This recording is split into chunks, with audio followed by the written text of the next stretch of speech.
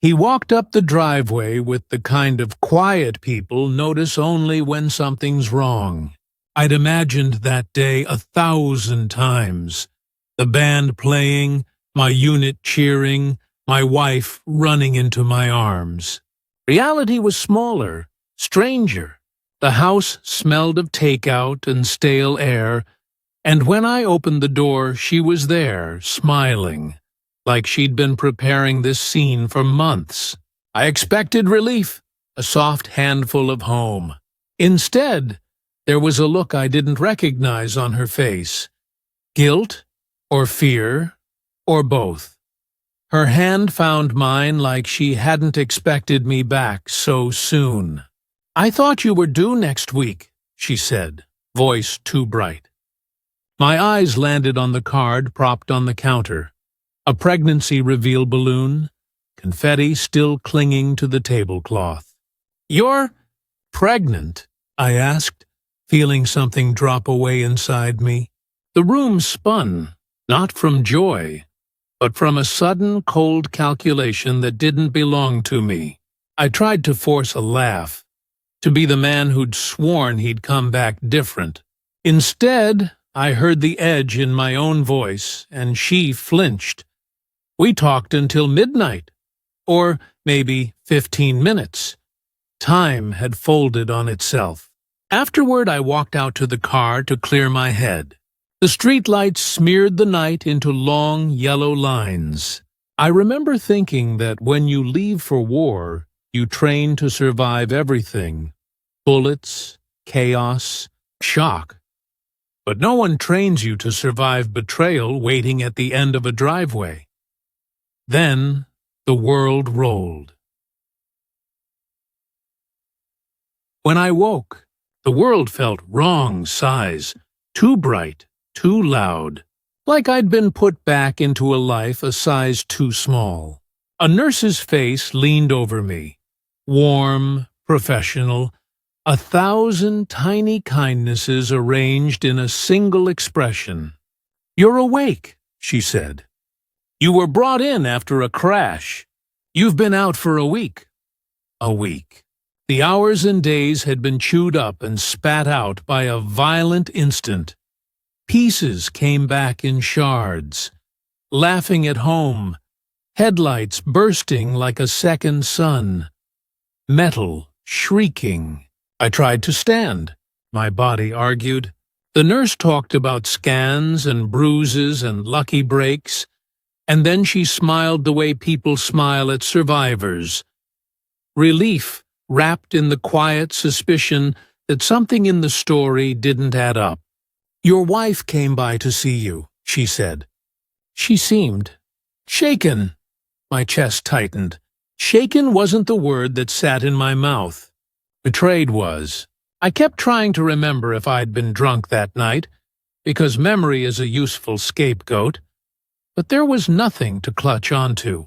The crash had taken more than glass and steering wheel. It had stolen the narrative I thought I owned. In the bed beside me, a TV murmured a daytime show. I watched the present edge of the world move on. Nurses came and went. A doctor with neat hair and a friendly manner checked my chart, asked the routine questions, name, job, birthday, letting small talk float while the room waited for me to tell the truth about what had happened. I had nothing to give him, but the ache of a man learning his story had a stranger's hand in it. Hospital corridors are good at one thing, revealing secrets by accident. Someone drops a comment in the hallway. A guard lingers near a door. A doctor's laugh carries just a second too long. It was in that static I first heard the wrong kind of conversation. Words that fit together like a key into a lock. "Insurance will cover everything," I heard. "We'll take care of the baby fund." The voices were casual. The kind of casual that only exists when people believe they're safe. I stood on unsteady legs and followed the sound like a dog on a scent. There was a tiny office off the ward door where two people framed the scene like professionals rehearsing a show. One was in a suit, the other in a white coat. The friendly doctor from my room was different, shut away from the bedside light.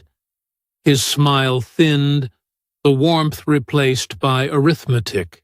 He spoke about insulin as if it were paper clips, precise doses, no trace, clean. The word hypoglycemia landed with the weight of a weapon. Suddenly, mundane objects around me felt like traps. The IV line, the medication tray, the silent symmetry of the ward. When I stumbled back to my bed, the world telescoped into the small things I could see. An IV drip, my pulse on a monitor, the pressed white sheet. I didn't have proof, just a sensation like the instant you know someone is lying. Your jaw tenses, your pulse answers.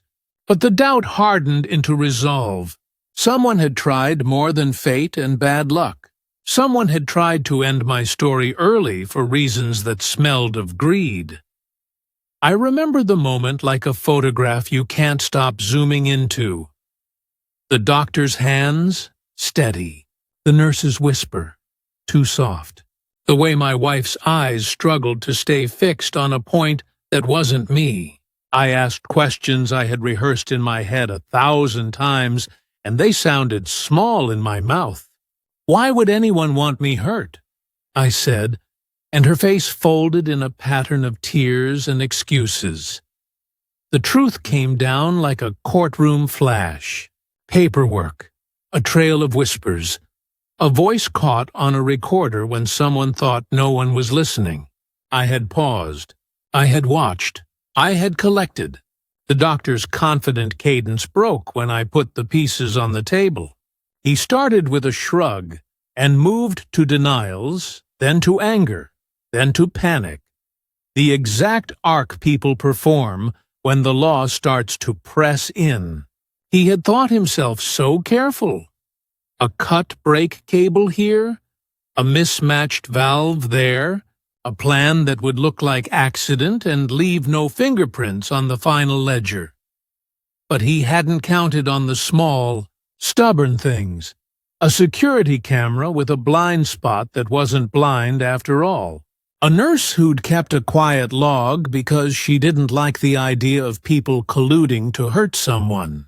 A patient who woke with memory slow to return, but memory all the same. When I played the audio, the slack-voiced plotting about 600 units, the room stopped breathing. Faces went white. My wife finally couldn't hold the script she'd been handed. Her mask slipped. They moved fast after that. Hands that once folded in the hospital's humane rhythm turned to cuffs. The doctor's arrogance dissolved into near sob. The suit's composure crumpled. I sat back in my bed, the world tilting slowly back to waterline, feeling the extraordinary ordinariness of it all. Justice is often not a grand reveal, but a series of small, stubborn truths stacked until lies can't stand. Days later, the ward felt different. Voices carried the low hum of ordinary life resuming. I learned the dangerous arithmetic people will use when they think desperation is a license. I learned how fragile trust can be when money and fear take the steering wheel. But I also learned about the opposite. The quiet courage of a nurse who kept a log, the instincts of a man who refused to be written off, the small, stubborn human things that add up to justice. I don't tell this story to scare you. I tell it to warn and to remind. People hide behind professional tones and friendly faces, and sometimes their mouths form sentences meant to end other people's lives cleanly. But there are more decent people than you see on the surface. The neighbors who ring for help, the staff who step up, the footage that remembers what we forget. Pay attention. Keep your papers close. Trust your instincts. And if something in a story doesn't sit right with you, follow it. If this story gripped you, if you felt that twinge when the first clue dropped, do one thing for me. Hit like if you were on the edge with Mike. Subscribe for more short stories that pull the curtain back on life's dark corners. And drop a comment telling us a time you trusted your gut and it paid off. Your story might be the one that helps someone else notice the small things before it's too late. Thanks for watching. Keep your eyes open and keep the people you love a little closer tonight.